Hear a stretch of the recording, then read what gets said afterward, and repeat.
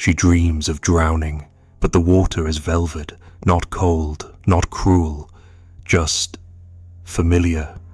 A man stands at the bottom of the sea with no oxygen, no eyes, and no name.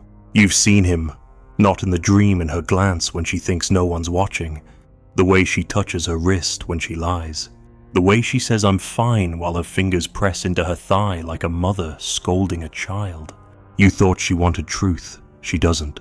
She wants to be seen without being blamed, touched without being owned, read without being opened. And the man who gives her that, he doesn't even need to speak. You've met him in yourself, haven't you? The one who never begs, never reassures, never asks why she's crying. The one who watches her collapse and only says yes. That's who you are.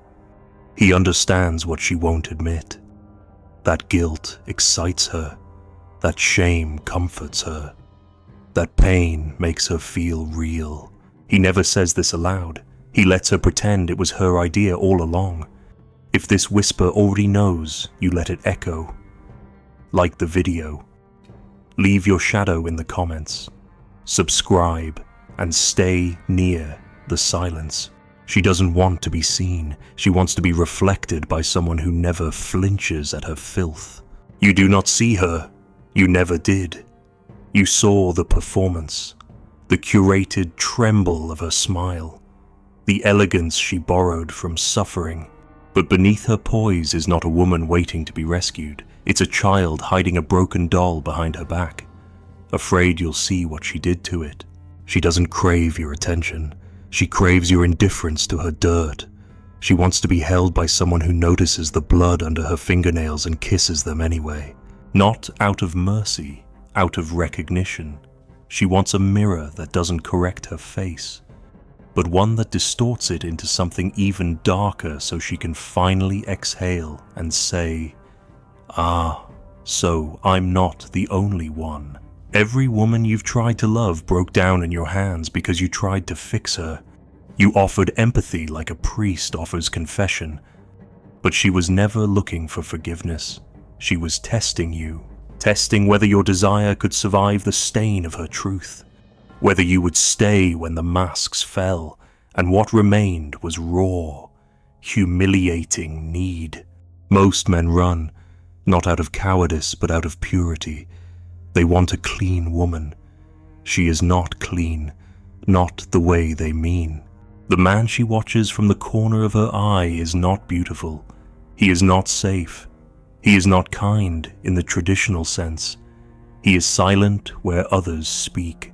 He holds eye contact when others glance away. He doesn't ask her to explain. He already knows. And because he knows, she doesn't have to translate her pain into soft language. She can be obscene. She can confess that the moment she felt loved, she wanted to destroy it. That intimacy feels like exposure. That touch feels like judgment. That sweetness makes her nauseous. She's not broken. She's honest. Too honest to play the game of healthy attachments and symmetrical affection. This is why she is drawn to the shadow man. He doesn't offer light. He offers depth. He is the only one who doesn't flinch when she describes the dream where her father kisses her neck, or the memory of stealing from her mother just to see if she'd notice. The shadow man doesn't interpret. He absorbs. He mirrors the secret without recoiling.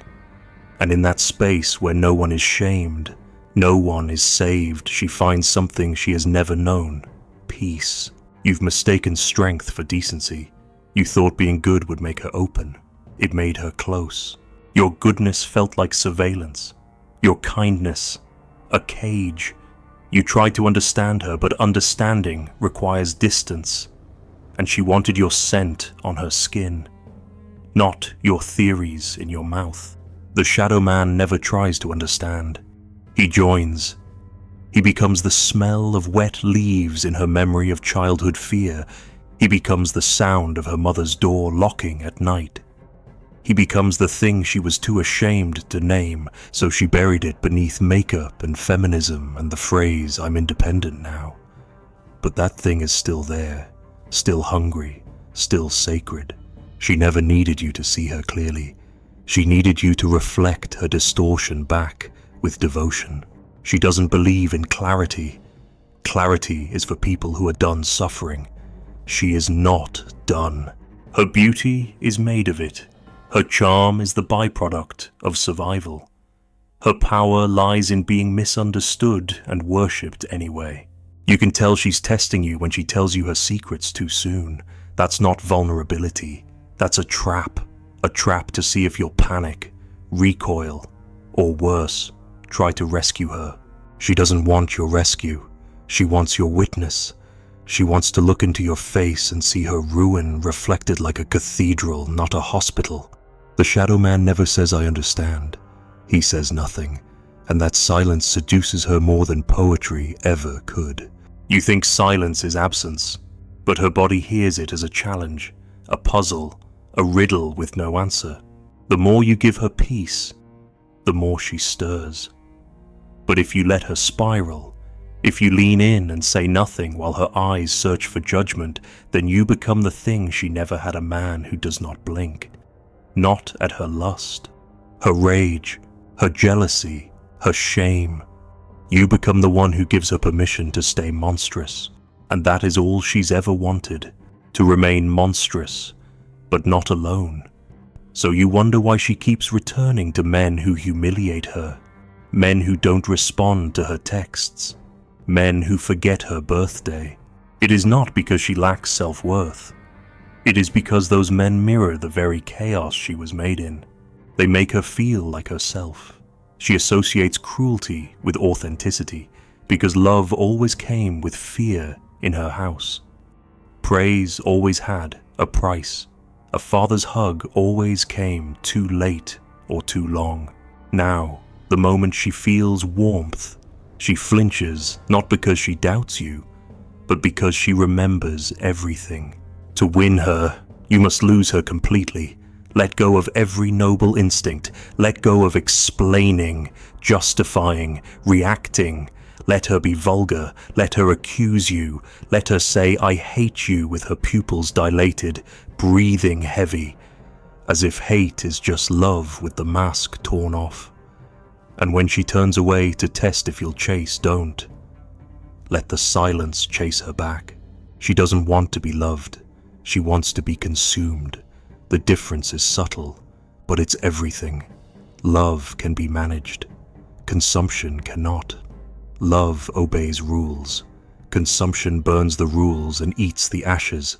And if you can be the man who doesn't flinch, who lets her pour every ounce of shadow onto your lap without cleaning it, then she will kneel.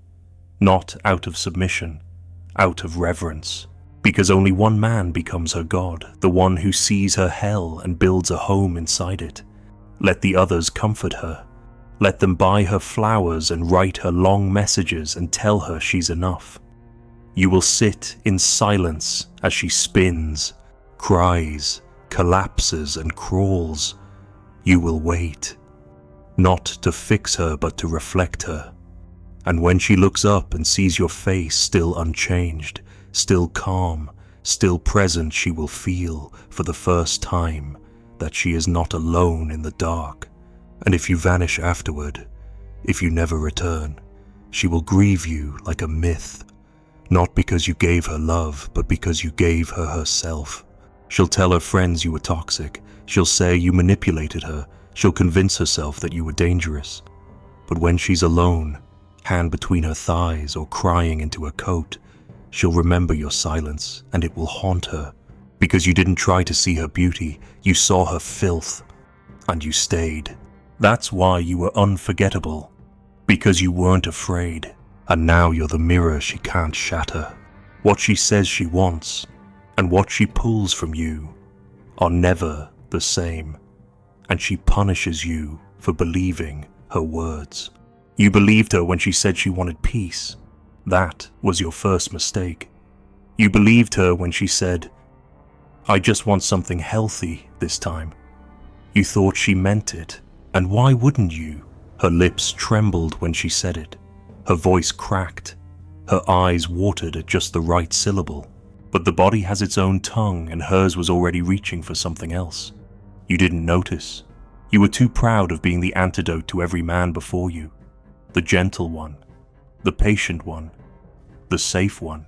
She resents you for that, even if she doesn't know it, because by believing her words, you expose the lie she tells herself, that she is ready for safety, that she has evolved, that she can want a man who doesn't ignite the worst in her. But want is not the same as need, and she needs the fire, not warmth, not tenderness. The fire that hurts just enough to make her remember she's alive. You thought her history was something she wanted to escape, but no. She only wanted to repeat it with more control. That's why she chose you. You were clean, you were calm, you were easy to provoke. She needed a man whose surface she could scratch. Not to hurt you, but to test how deep your shadow went. She whispered soft dreams of future kitchens and slow Sundays, but her body recoiled the moment you offered them. She accused you of being distant when you gave her space. She called you clingy when you leaned in. You were never right, because the game was never about right. The game was about recognition. She was waiting to see if you could recognize her unconscious consent, the invitation beneath the rejection, the desire beneath the threat, the no that meant not yet, the I hate you that meant go deeper. She wanted you to know without her having to say, because if she has to say it, it becomes conscious, and what is conscious? She can be blamed for. She doesn't want blame. She wants permission, the kind that arises wordlessly between glances, in that twisted half-second before the storm. She wants to feel like you made her do it. And if you're the kind of man who waits for clarity, you've already lost. She will drag you into clarity and then loathe you for listening. You'll follow her words and find yourself punished for obedience. That's how you know you failed, when she smiles and tells her friends, "He's such a good guy, but stop sleeping with you." That's not praise. That's her exit cue. You assume the battlefield was language. You thought communication was the key, but she lives in the undercurrent, not the conversation. Her desire doesn't flow from her voice. It bleeds from the things she can't say, the things she swallows, the things she never fully admits, even to herself. And what she truly wants is a man fluent in her silence, a man who sees the pattern repeating, who knows the choreography of her emotional violence, and joins it. Not as a victim, not as a savior, as a mirror. You wonder why she picks fights before intimacy, why she throws verbal daggers before letting you kiss her, why she accuses you of not caring, just to watch how you respond. That's not dysfunction, that's theater. She's setting the scene for the only kind of closeness she trusts, the one born from chaos. If the sex doesn't follow a storm, it feels fake.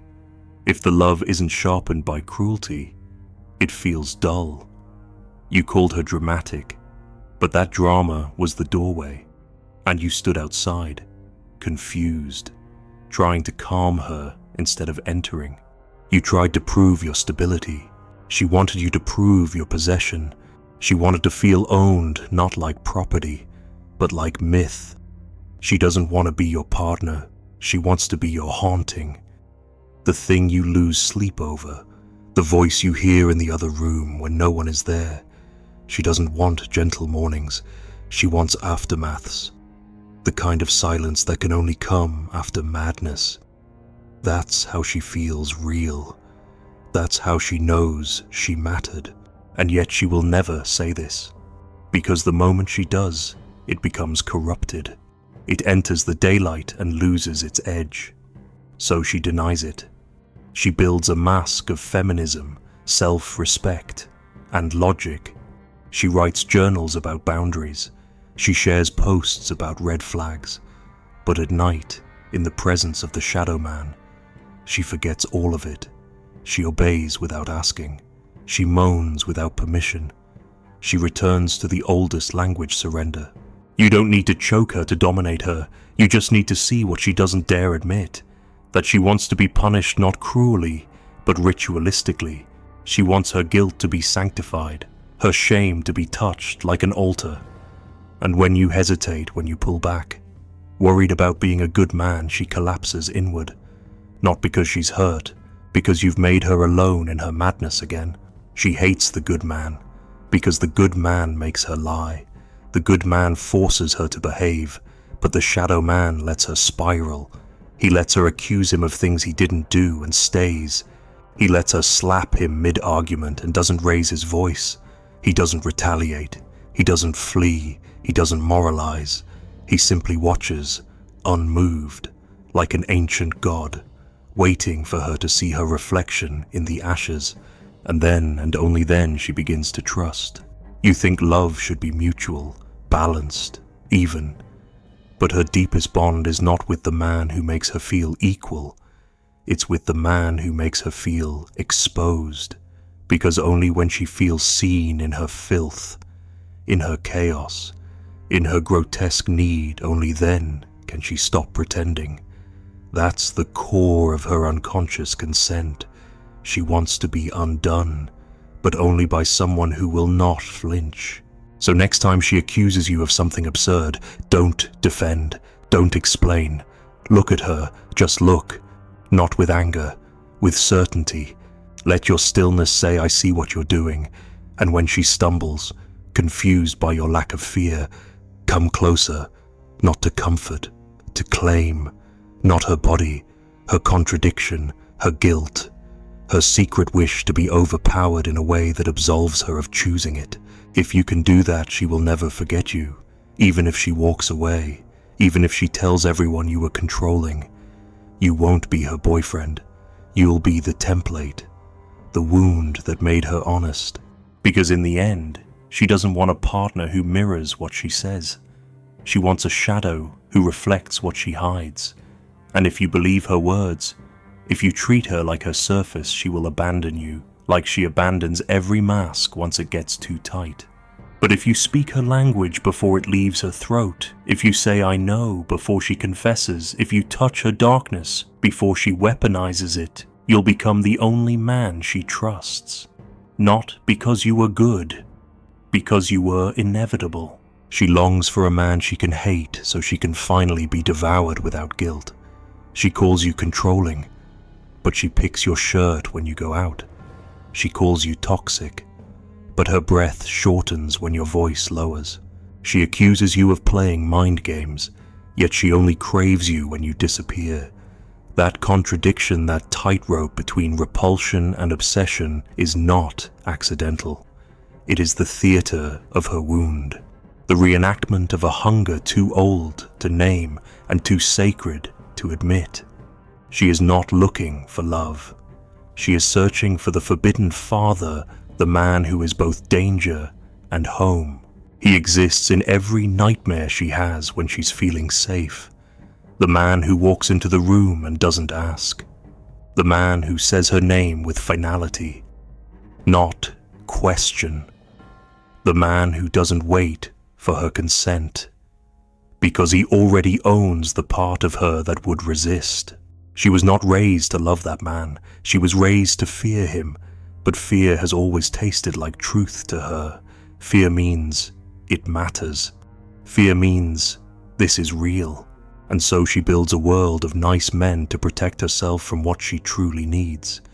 Then she destroys them, one by one, until she's alone again with the echo of a voice that never asked permission. You think you're winning her trust by being kind, by being the opposite of her father. But that's not what she's testing. She's testing whether your power is strong enough to forgive her craving for brutality. She wants to be punished not by a brute, but by a god. Someone who sees her dissent and sanctifies it. Someone who dominates her, not to violate her, but to redeem the chaos she carries. She doesn't want to be hurt. She wants to be claimed in a way that hurts enough. Enough to silence the voice of guilt. Enough to erase her agency, so that she can surrender fully and blame you for it.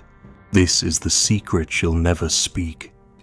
that her most sacred fantasy is not to be loved, but to be taken, not abused, not degraded, taken, like a relic seized from the altar.